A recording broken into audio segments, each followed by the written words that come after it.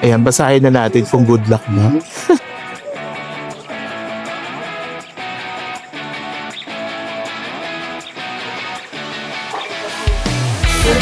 Ang sarap.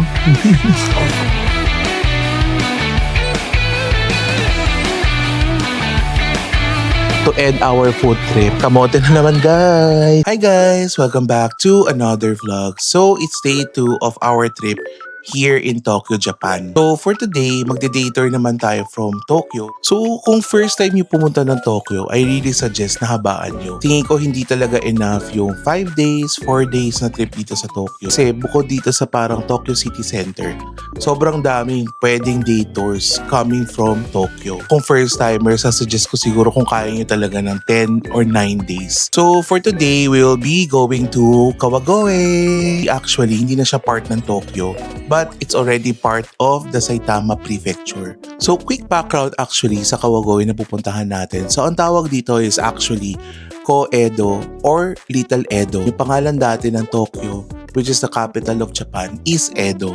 So, kaya nila tinatawag na Ko-Edo to kasi mamaya papakita ko sa inyo kung ano yung itsura nung parang town. So, it was really inspired by old Edo na mga markets. So, explore natin yan together with may mga local shrine din doon na pupuntahan natin later. Anyway, mahaba-haba pa yung biyahe natin. Kaya naman tara na, let's go! Good morning! Ayan, so nakalabas na tayo sa hotel natin. So, quick weather check today. Medyo gloomy and cloudy. And based sa forecast, hindi aaraw. So, kagandahan naman dito is mas malamig yung weather compared sa kahapon. Mas maganda talagang mag-sightseeing. So, saktong-sakto dito sa day trip natin sa Kawagoe. Palakad na tayo sa main station. So ang route natin actually, kailangan natin munang pumunta sa Ikebukuro Station at doon tayo magko-connect. So from here, magte-take lang tayo na JR Chuo Sobu Line, which is yung JB or yung yellow line ng JR. Anyway, let's go na!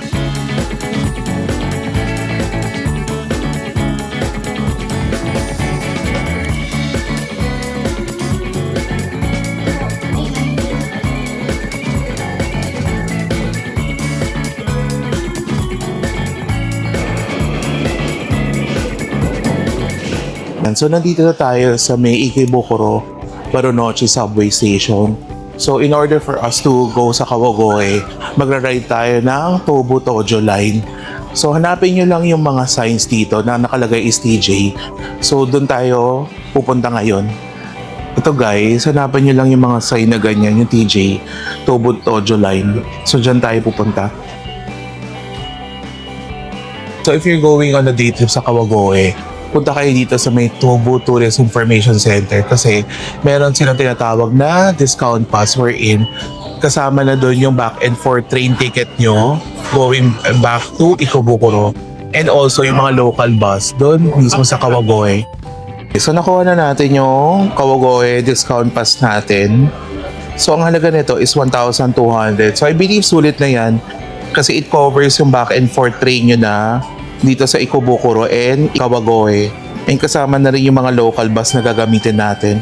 Pero dito manual na pass lang siya ha. So to enter, kailangan pumasok kayo dyan sa barang mga gate na may mga tao. So dyan yung papakita yung discount pass nyo. Hindi siya yung usual na ticket na ipapasok nyo sa machine.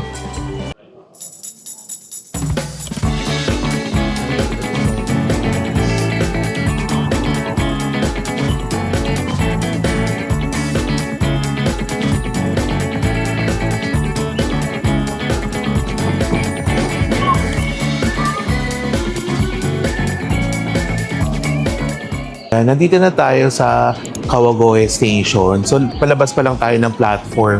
Pupunta muna tayo sa ating first stop for today, which is the Hikawa Shrine. According dun sa kanina sa Tourist Information Center, we could take the bus number 7. Hahanapin natin yung paglabas sa platform dito. Ang kagandahan naman dito dun sa discount pass natin, kasama na lahat ng mga yun. So papakita lang natin yung discount pass natin sa bus driver, okay na yun. So I think sulit na rin yun. And hindi na kayo problema kung yung mga local bus, kung cash ba or tumatanggap sila ng IC kasi covered na yung lahat. Tapos pag sasakay pala kayo ng train dito, make sure na hanapin nyo kung ano yung pinakamabilis sa train. So kami, ito yung sinakyan namin is the Super Limited Express, which is 2 stops lang siya. So, total time, 26 minutes. So, imagine niyo, nandito na tayo sa may Saitama Prefecture after 1 hour lang na biyahe mula doon sa hotel natin. So, grabe, no? Nakakatuwa yung connectivity talaga ng mga trains dito sa Japan. Anyway, tara na, let's go.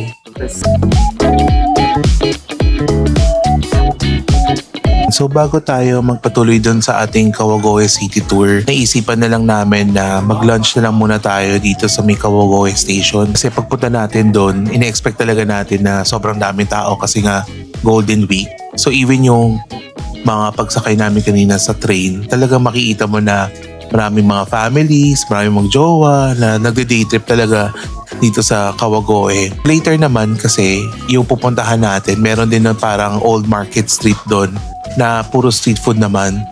So, siguro mas better na lang na mag-lunch muna kayo dito if ever and then saka na kayo pumunta doon. So, naghanap lang kami ng mga restaurants dito sa 3rd floor nila. So, meron kami nahanap na soba and udon shop. Order ko is serve cold siya. Sobrang favorite natin tong cold soba or saro soba.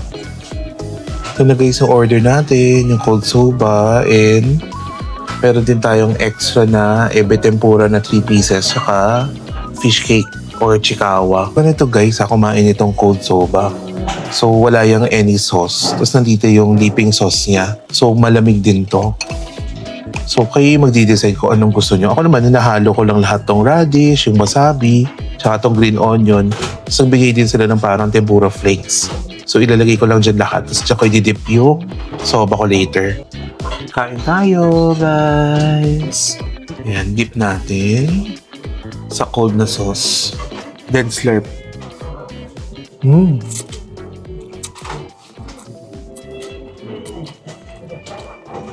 Sarap. Very refreshing. Nakakatuwa naman sa Japan. Okay lang mag-slurp. Literally, narinig ko yung mga nasa likod natin. Nagsuslurp din sila.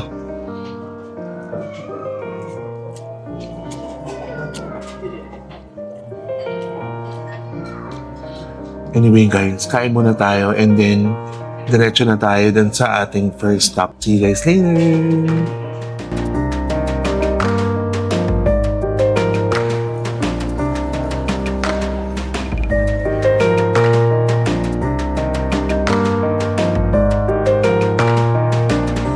Nandito na tayo sa may Ikawa Shrine. So yung ride natin ng bus actually supposedly mga 10 minutes lang siya kasi mga 2 kilometers lang naman yung distance. Pero dahil nga Golden Week today, sobrang traffic din. So siguro inabot din tayo ng mga 30 minutes. And napansin namin talaga papasok dito medyo malilito yung mga kalsada. And maraming tourists so far. And I think marami din talaga mga local. Especially may mga pila dito na para mag-offer ng prayer sa mismong shrine. Mahaba yung pila for that.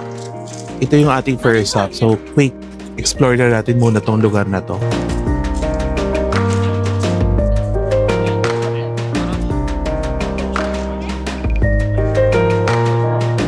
Mga temple dito, especially sa Japan. So, customary na rin na may makita kayo dito ng mga puddle of water. So, yung significance yan is to cleanse yourself and purify yourself. So makita nyo na naghuhugas ng mga kamay. And then kasama rin dyan yung after naman is magbubumog ka naman din to cleanse your mouth din. Pag mga nag-visit dito sa temple, ginagawa talaga yan. So siguro nakasanayan ko na rin sa mga temple na napuntahan ko. Chine-check ko dito kung meron dito nung tinatawag nila na omikuji or actually magdodraw ka nung kung bad luck ba siya or good luck and then babasahin mo yung fortune mo. And then kung bad luck, may section dito ng temple na itataling mo doon yung bad luck. So parang sinasabi na iiwan mo yung bad luck dito sa temple. Or kung good luck naman yung nakuha mong fortune, Yun yung iuwi mo. And also, isa sa mga usual ko na ginagawa, and siguro souvenir ko na rin, is kada temple na nabivisit ko, try ko rin bumili ng omamori. So ito yung parang mga pocket na good luck charms. Sinasabi nila, good fortune, love, may mga ganyan sa iba-ibang temples. So silipin din natin dito kung anong meron.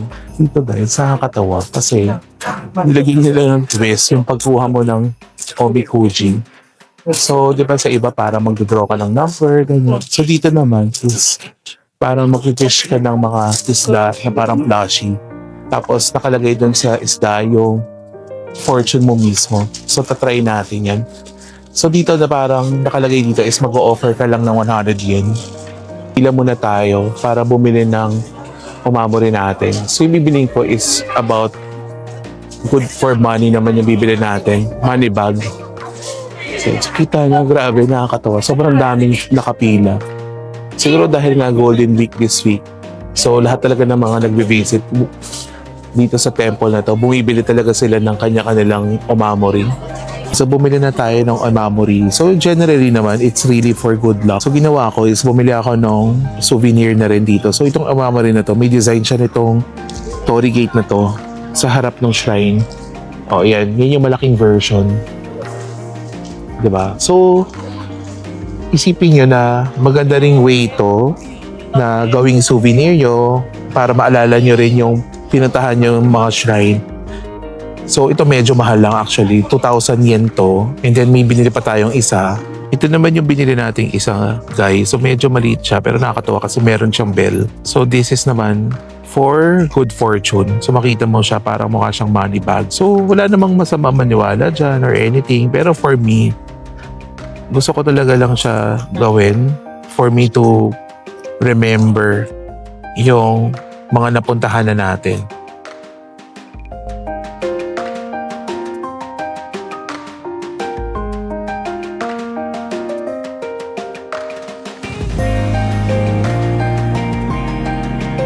Quick lang, nandito tayo sa masasabi kong isang picture spot kasi nakakatawa. Tingnan nyo yung nakapalibot sa akin, yung tinatawag nilang Emma. So, yan, mabibili mo rin yung mga yan, yung mga wood planks dito din sa temple. And typically, kung may mga wish ka, isasulat mo yan dyan, tapos isasabit mo dito. So, lahat ng mga nakikita nyo dito, may someone na nagdasal and nagwi-wish para sa yung mga gusto nila na matupad.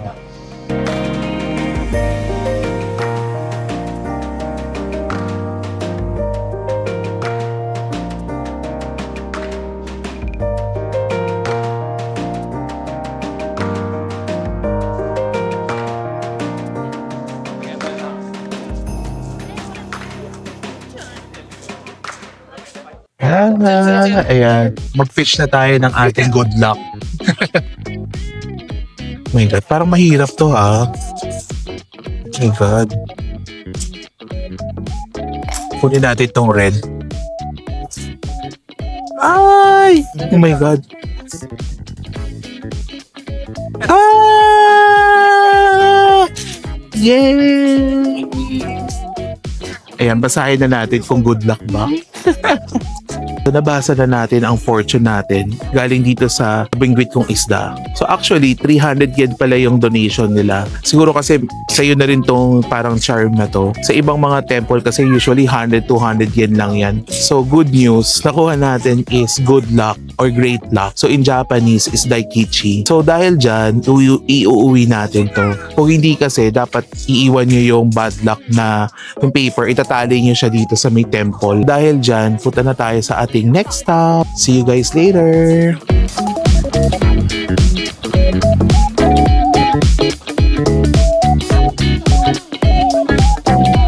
Walking na tayo dun sa ating next stop, which is the Kashiya Yokocho. Actually, yung literal meaning niya is candy shop. So ngayong modern day, yung style niya is yung old Edo market style. Pero ngayon, puro mga seafood na rin ng mga vendors. So alam niyo na guys, as usual, ang ating vlog is magiging food vlog na naman tayo. So marami tayong titikman ngayon. Let's go!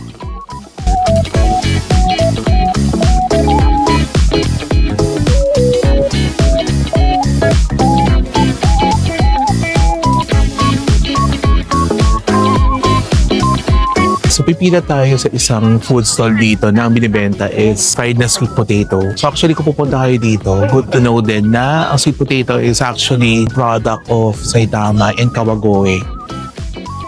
So for sure makikita nyo marami nagbebenta dito ng mga sweet potato. So first up sa ating food trip dito sa Kashiya Yokocho. So ang pangalan niya is Imoya Shodai Senjiro.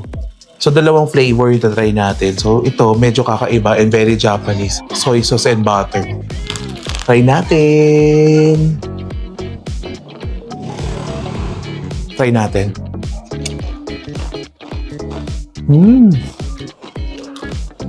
Ang sarap niya. Very similar dun sa parang honey butter flavor ng Calbee. So maganda dito, hindi siya ganun katamis kasi nga may soy sauce. Sarap. Ito naman, yung isa nating tatry is sour cream flavor. Tikman natin kung may kakaiba ba. Okay lang siya. Pero gusto ko sa kamote na to, mas crispy siya. Ayan, kain pa tayo dito.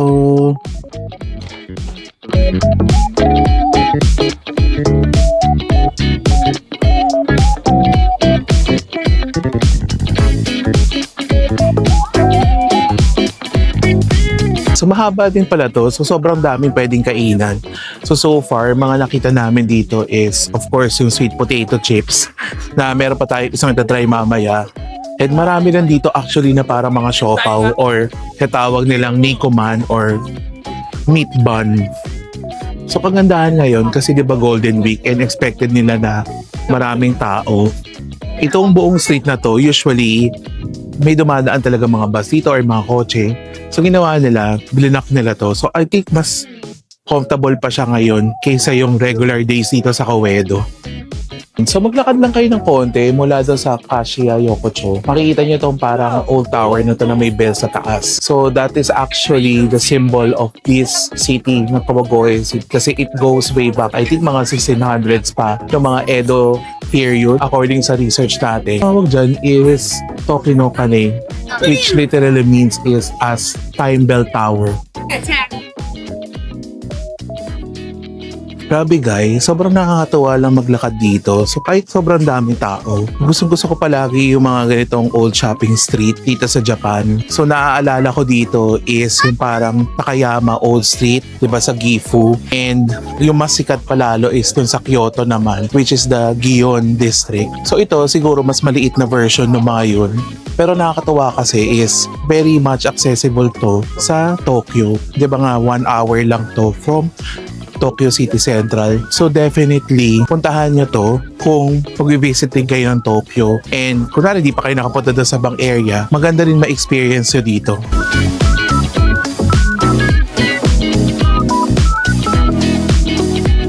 So, break muna tayo dito dahil pagod na tayo kakalakad at sa tayong dito. Coffee ulit tayo for today. So, nandito tayo sa may Minami Machi Coffee and nag-order lang tayo ng cafe latte. So, pangatlong coffee ko na ata to. So, medyo light lang yung inumin natin. Kailangan natin ng kape, pampa-energize. So, habang nag-break tayo dito, bumili rin kami ng snack nila dito. So alam niyo naman diba, sikat ang kamote din dito sa Japan kasi yung variant nila na parang purple yung balat niya or brown. Sobrang tamis niya on its own. Tapos yung ginawa nila dito is creme brulee pa nila yung sugar on top. So tikman natin.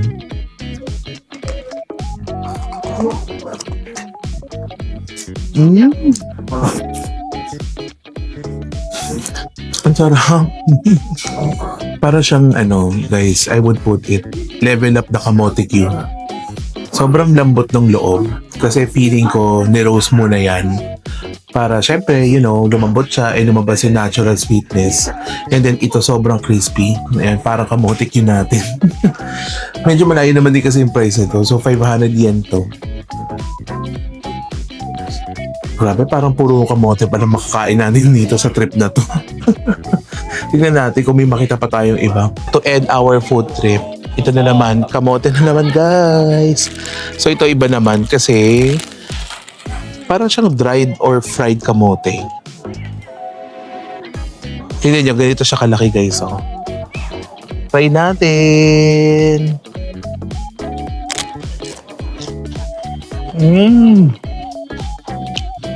Sarap na. In fairness, sikat na sikat to dito sa Mikawagoem. Ang dami ko nakita buibili nito.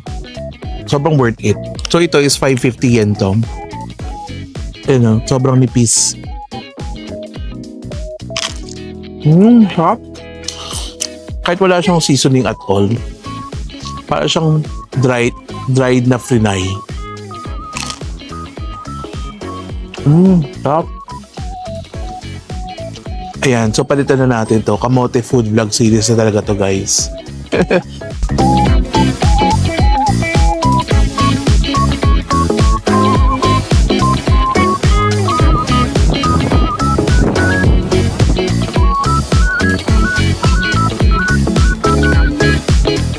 So dito na natin i-end yung vlog natin for today. If you're actually visiting Tokyo and naghahanap din kayo mga mapupuntahan and mga day trips from Tokyo, especially kung ang hanap nyo is yung chill vibes lang, wala masyadong lakaran, definitely i-recommend ko sa inyo na i-visit nyo tong Kawagoe. Nakakatuwa dito kasi it's very accessible sa Tokyo. Meron express train from Ikebukuro na 30 minutes away lang. So imagine yun, sobrang lapit din nito sa central Tokyo.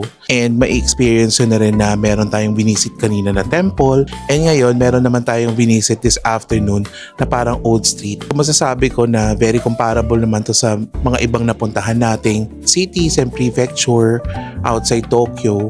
So at least makukuha mo na yung similar experience na all in one go sa inyong Tokyo trip. For now, babalik na tayo sa Kawagoe Station and then sasakay tayo ulit ng train pabalik sa Central Tokyo. So guys, if you like this video, please like, share, and subscribe to my channel. So if gusto nyo ng update kung nasa na tayo, meron din tayong other social media accounts that you can follow. Meron tayong Facebook na Checho Santos and meron din tayong Instagram na @ChechoSantos_. Again, this is Checho Santos. Thank you for watching. See you on the next one.